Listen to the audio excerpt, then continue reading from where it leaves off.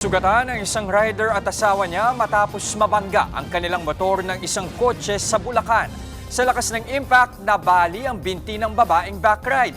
Nasa frontline ng balitang yan, si Dave Abuel, exclusive. Sa pulsa dashcam video ang pagbagtas ng kotseng ito sa Iba Road, May Kawayan, Bulacan, umaga nitong Sabado. Ilang saglit pa, bigla nitong nabangga ang isang motorsiklo na pakaliwa papunta naman ng Pandayan Road.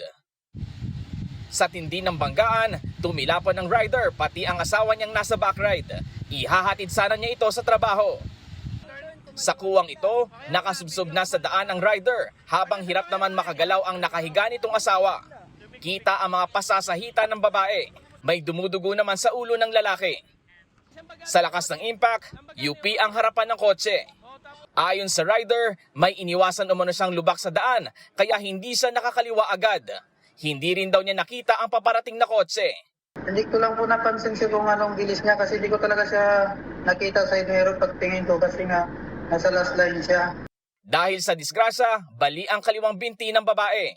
Mga galos naman sa muka ang tinamo ng rider. Ako sir, okay na ako sir. Nagkita na lang kami ng result ng CT scan. Yung sa asawa ko naman, bakalan po daw. Ayon naman sa pulis, nauwi sa aregluhan ang disgrasya. Nagkasundo po sila na ipapaayos na lang po yung motorsiklo at ipapagamot po yung occupants ng motorsiklo nung driver po ng sedan. Nagpaalala naman ang otoridad na ugaliin ng defensive driving at maglaan ng tamang distansya sa kapwa motorista para iwas disgrasya.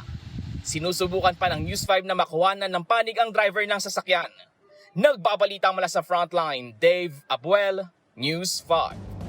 Mga kapatid, Jess De Los Santos po ang inyong kasangga sa paghahatid ng balita para sa may alam at may pakialam. Para sa tuloy-tuloy na makabuluhang balitaan, mag-follow at mag-subscribe na sa social media pages ng News 5.